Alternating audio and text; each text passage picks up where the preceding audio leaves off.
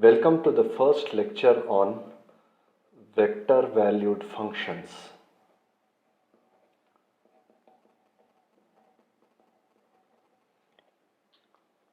You will notice as we progress in the lecture, there is a lot of similarity between vector valued functions, the way they operate, and vectors. Let us first define what we mean by a vector valued function, and then we will understand certain algebraic operations that can be performed on these functions. It is there that you will see the similarity with vector algebra. So therefore, let us begin with the definition. A vector valued function, as the name implies, means a function whose value is a vector. So therefore, this particular function takes in as the input a real number and gives a vector as an output. It can be defined as R is a function that takes real number to a vector. Notice that I have written R to the power n, which means it's a vector in n dimension. But if you want a function to be defined, that is, if you want a vector valued function for 2 dimensions, then we would write it as R is a function that takes a real number to a 2-dimensional vector. Similarly, R is a vector valued function that takes in a real number and gives the output as a 3-dimensional vector. Therefore, you can clearly see for R, capital R is the domain. R is the domain of the function. And the values that this function takes is called the range. Rn is the range of the function.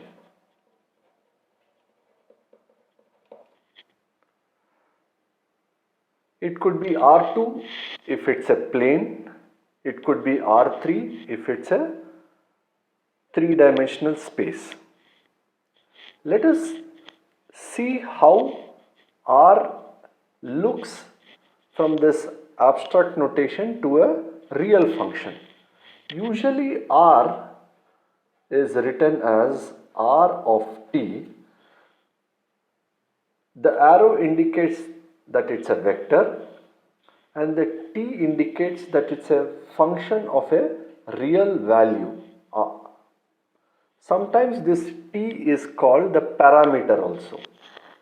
Now I want to write a function R of t in R2, or you can call it as a planar vector valued function. VVF is abbreviation for vector valued function. So therefore, R of t in a plane is written as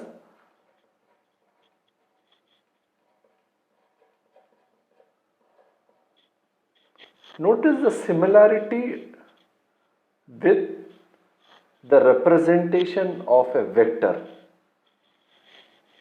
Let me recall, if a vector R can be written as R1 of I plus R2 of j plus R3 of k.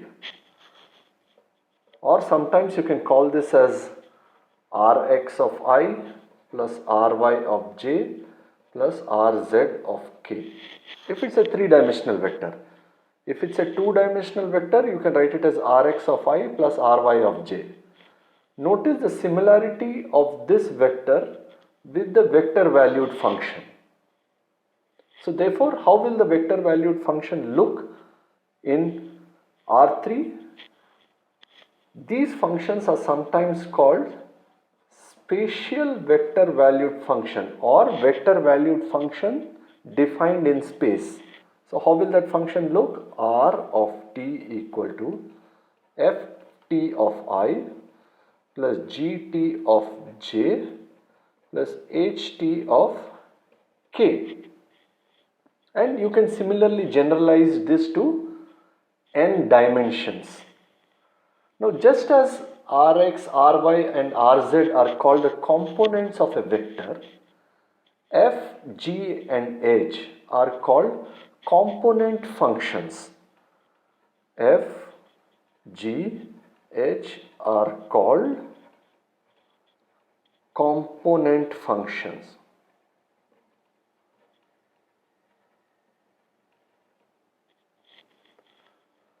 It is clear from the way R of t has been defined. Only if f, g and h, all three functions are well defined, will R of t be well defined. That is, if any of these functions, if any one function f of t or g of t or h of t is not defined, then R of t is not defined. So that is how you find the domain of a vector valued function. What all mathematical operations can be performed on these functions? We know that you can add two vectors, you can subtract vectors, you can multiply vectors. So therefore, looking at the similarity between the structure, the way this function is defined, it is natural to ask, can you perform the same operations on these functions? And the answer is yes. You can add, subtract and multiply vector valued functions. So let me define those. Let us look at the first operation of addition.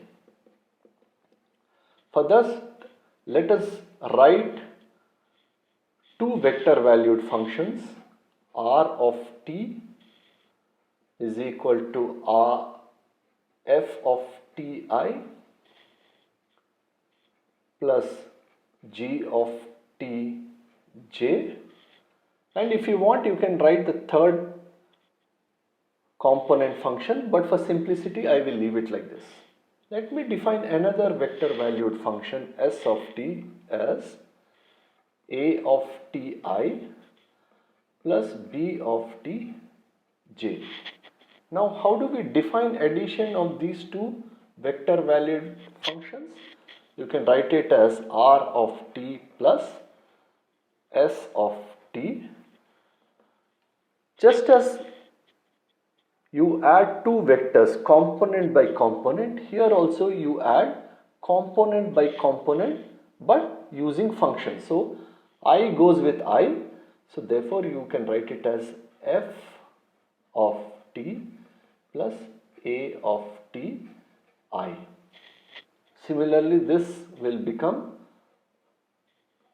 g of t plus b of t j. And if r and s are spatial vector valued functions, then you will get another term here. Now let us define subtraction, and here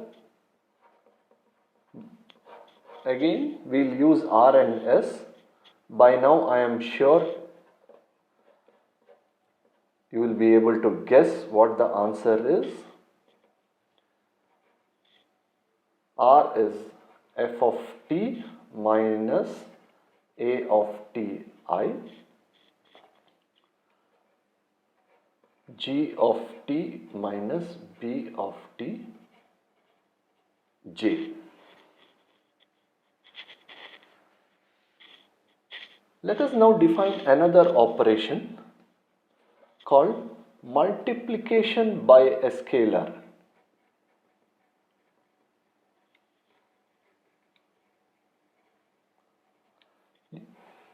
You know, in vector algebra, given any vector, if you multiply it by a scalar num quantity, then the vector as a whole will get scaled. Similarly, you can multiply a vector valued function by a scalar. So let us choose the scalar to be c. If you multiply c to a vector valued function, then it acquires the form. Again, the scalar will multiply the component function. Just as vectors can be multiplied in two different ways. One is called the dot product and other is called the cross product. Similarly, here also we can multiply vector valued functions in two different ways. A dot product and a scalar product. So the fourth operation is multiplication. And here let us use the vector valued functions defined in space.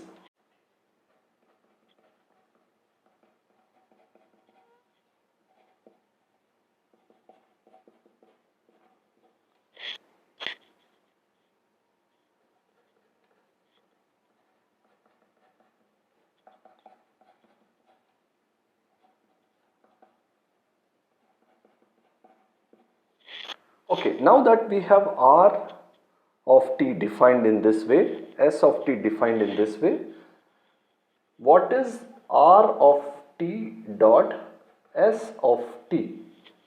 And the answer is, just as you take the dot product of vectors, similarly we take dot product or vector valued functions. It will just be f of t into a of t plus g of t into b of t plus h of t into c of t. Similarly, I am sure you can work out what the cross product will be.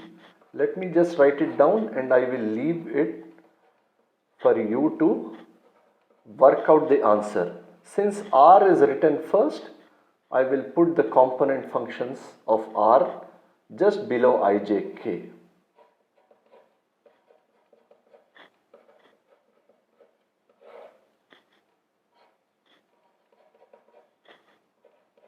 D of t, C of t.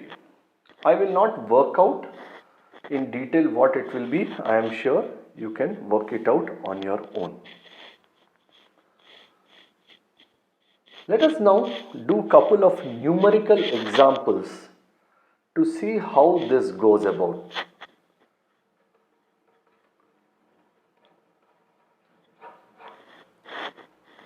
Let us take an example. T of I, t square of j plus t cube of k. Let us calculate. Remember, t is a real value. It can take values in principle from minus infinity to plus infinity. But what is the domain specifically depends upon the type of the function. We will come to the issue of the domain later on. But let us say I want to calculate what is R of t at t equal to 2. And just as you do it in your real functions, wherever t appears, you substitute 2, you will get the value of the vector valued function. R of t equal to 2, 2i plus 4j plus 8k. Notice that the input has been a real number 2 and the output is a vector. Let us continue our example. This is example number 2. Let us add another vector S of t, which is now defined as t by 2i, t by 3j plus t by 4k.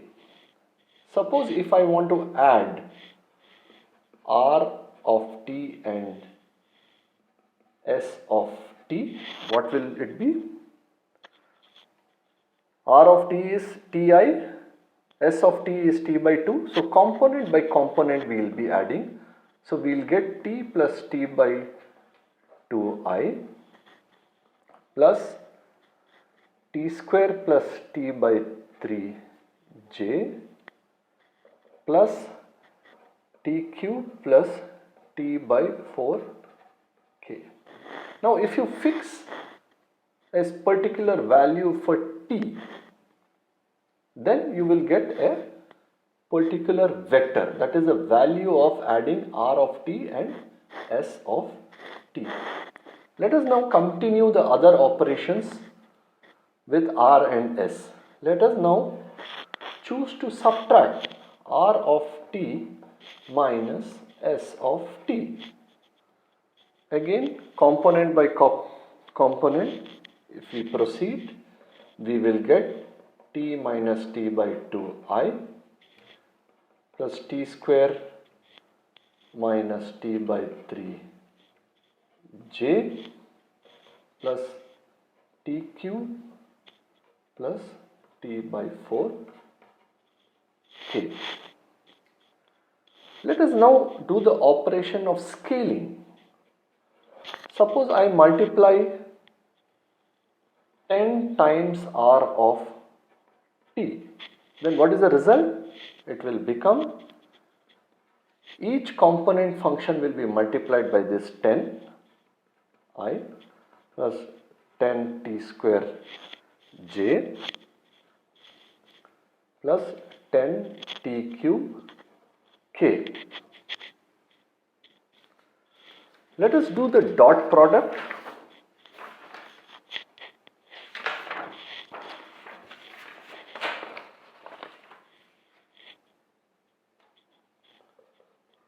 Dot product, or sometimes it is also called as a scalar product of vector valued functions.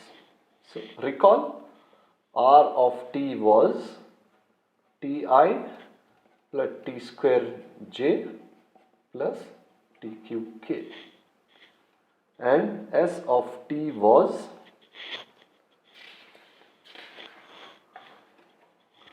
t by 2i plus t by 3j plus t by 4k.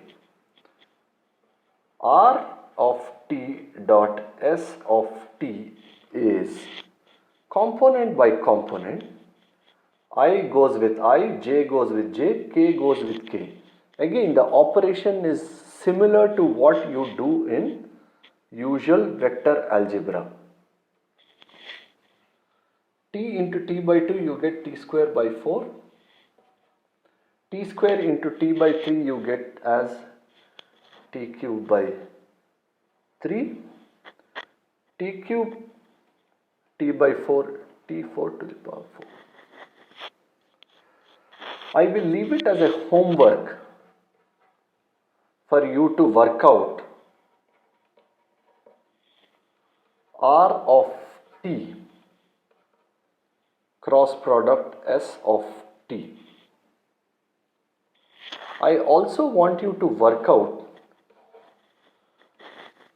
what is the value of s of t for t equal to 3.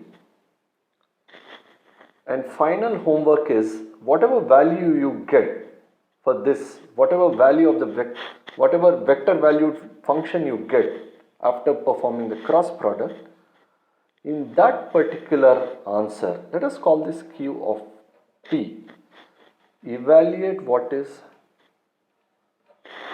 this. Before I close this session, I would like to point out this particular method of writing vector valued functions, that is r of t as f of t I plus g of t j plus h of t k, is cumbersome. Sometimes the vector valued functions are also written with a bracket, angular bracket.